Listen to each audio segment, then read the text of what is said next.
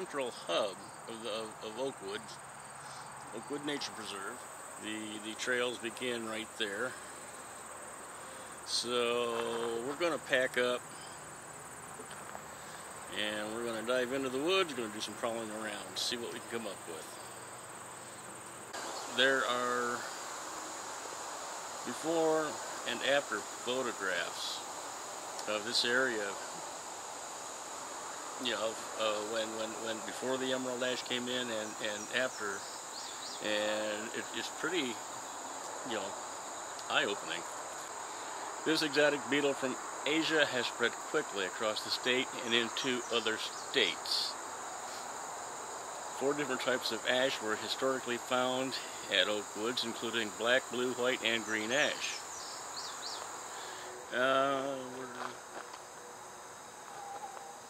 We're really just a short distance from the trailhead. We haven't really gotten anywhere yet. If on occasion you hear all the traffic in the background, Oakwood Nature Preserve is actually right up against I-75. The green trail will take us right back to the parking lot. This looks interesting. Looks like the blue trail has a little bypass area.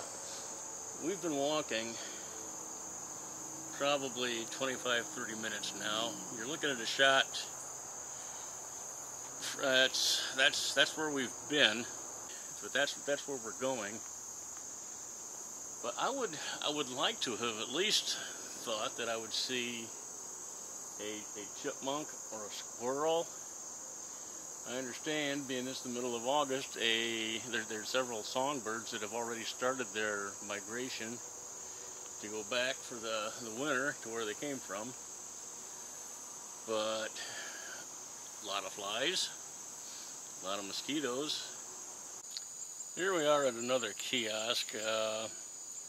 What it's telling us here is about invasive species such as the emerald ash borer, but that can also be nature herself, you know, exotic plants, as well as, and more predominant and most destructive, is man himself.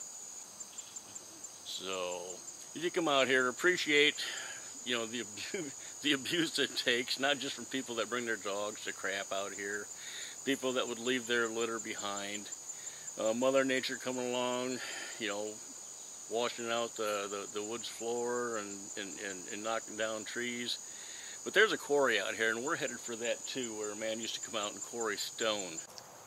And I stopped just a moment to let you know that we're on the back side of the Blue Trail. We've got a lot of root systems here. Some of these trees have shallow root systems. And being this is, I'm guessing, one of the older parts of the trail in this woods and preserve, there's going to be a lot of these. This is also a pretty good example of what we was just talking about with the flooding and the recovery. It's been, I'm going to say minimum 2 weeks since we've had any significant rain. And it's been a little while since the river itself has actually flooded over its banks, but this trail is still wet enough to where if I walk through some of the darker patches, the mud's going to stick to my shoes. And there's a different butterfly. Looks like some kind of wood nymph. It's not very often you get a butterfly that'll rest with its wings wide open like that. So it says he's sitting in the sun, and I go ahead and get that. Well, now we know why the Blue Trail has a bypass. We're walking away from along the stream. There really wasn't anything along there. However, as I was walking past, a kingfisher, a belted kingfisher, came flying by, giving out his little chirpy call. But he wasn't stopping. He was just flying above the water to see if there was anything in there. And quite frankly, there wasn't enough in there to waste my time. Certainly not enough to waste his. So anyhow, this is the Bluebird Trail.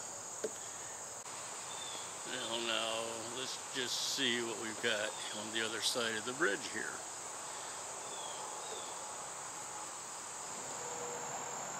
Alright, here we are. We're at the quarry. This is the more or less secluded end. You have to do some walking to get here. We can get over to the other observation deck.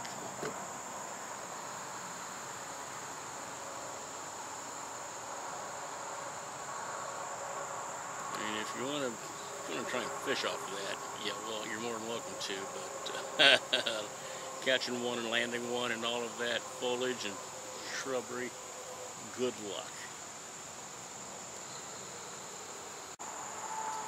Every now and then you're going to see flying in the end of this log little dragonflies.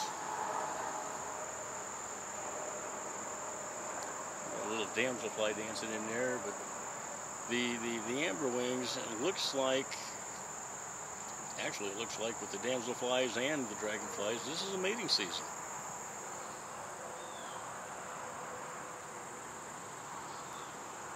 You know, the thing is, this is actually a quarry, and it's bigger than Dole Lake, where we were right at the beginning of this video. There's just nothing in any kind of number out here today except the dragonflies. But you know what? That's the way nature is. This is not a zoo when you come out to see the animals. So, I mean, you can't come out here with the expectation to read that kiosk and then go check off a list and say, I did see that, I did see this, and I did see that. This is wide open nature. Alright, we're back here. You probably recognize this post we was talking about. The blue trail having a bypath. That takes you deep into the woods. This is just the beginning of a loop to come out here. This is where we just came from. That's actually part of the orange trail, and it comes to the back side of the quarry. What you're looking at is where we just came from. That's the one section that comes off of the Bluebird Trail. Pan out, or zoom out, pan across. Yep, there we go. Come back. We've got one more place to go. That observation deck that you saw on the other side. I'm going to head for that. But I can see little spots where turtles are just kind of floating there, popping their head up for air, basking a little bit in the sun, and then diving down. You can see their little, well, I can see their rings anyhow, where they are. So I got one more stop, and I'm going to head there right now. Alright, this is going to be the last shot of the day. We're back to the other end where a lot of people fish. I'm not going to pan any further than this. So unless something really big comes up the next 100 feet or so, just keep in mind, my name is Jack. I scout the outdoors, and I hope to cross paths with you sometime. Thanks for coming over.